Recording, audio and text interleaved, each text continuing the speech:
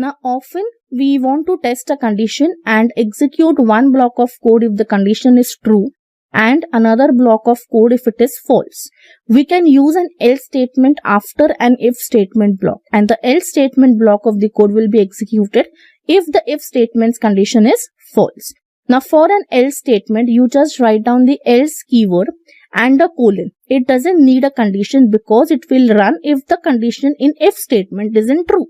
So you can write the code as, say, if this condition is true, execute this block, or if it is false, execute the other block. So now we will modify the same program, which will look down something like, say, after the if part and after printing print access granted, we will go back once and here we'll use else colon and here we will print, say, access denied in single quotes. Rest everything would remain still the same. So now let us save it and let us run this again. Now again we enter something wrong. We enter A as capital. Now it is printing access denied and then done. So this version of our program that we have written works almost the same as the previous. Only thing is the text access granted will still display if condition is true. But now if the if condition is false, that is if the user types other than something like admin123, then the if statement condition becomes false, causing the execution to enter the else block and display access denied. Either way, the execution will still continue to display the message that is done because it is going to execute after the if block. Now similarly, we will come to the else if statement. Now another statement, that is else if, can also be paired with if. Like an if, it has a condition. Like an else, it follows, that is if it is false, then you go to the else part. You can also read if like else if and else statement as, if the first condition is true, run the block of if, or else check if the next condition is true, or else just run this last block. So any number of else if statement can follow an if statement. Now what we'll do is we'll modify the same program which will make it look something different. We'll first enter the password, store it there, access granted is proper. Then after this we will check for else if, and here we will give, say, password input if it is equal to either a capital admin123 colon. Here also, say we are giving print, say, hint the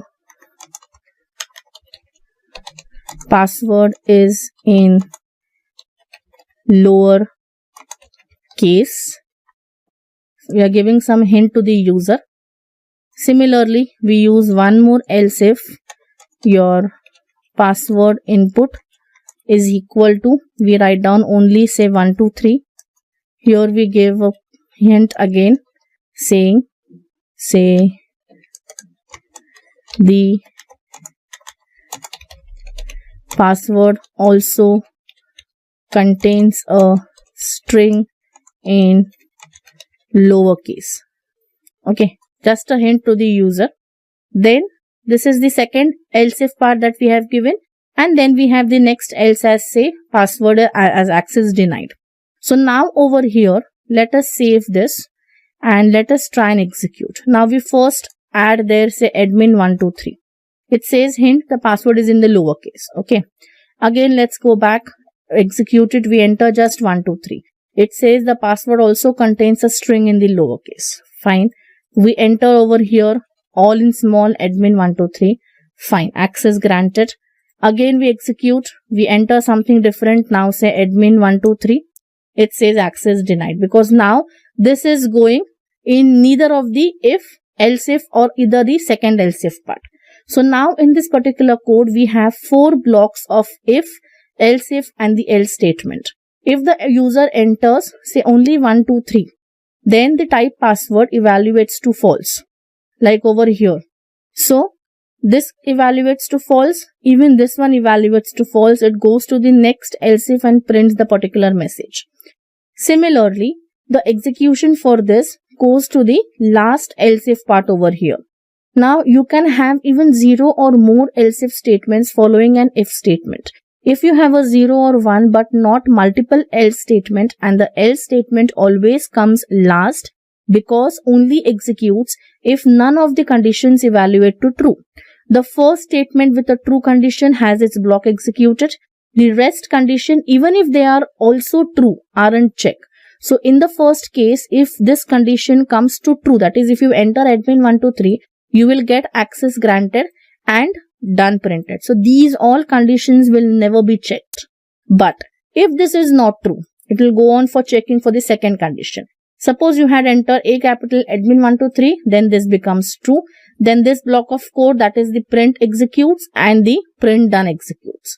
Similarly, if this is also not true, else if is also not true, the third else if is true, this block gets executed. If none of the if or else if are true, this else part gets executed and the print done gets executed. So in this way, we have created or we have seen how the if, else if and else block, or how if and else block execute, and what are the outputs that basically are coming when you execute a certain given conditions there. So now moving to the next one. Now the next, let's first close down this particular program and go back to our Caesar cipher program. Over here, the next statement we have is using if SYM in our symbol types. Now an in operator can basically connect your two strings and it will evaluate to true if the first string is inside the second string, or evaluate to false if not. So the in operator over here can also be paired with not, which will do the opposite thing.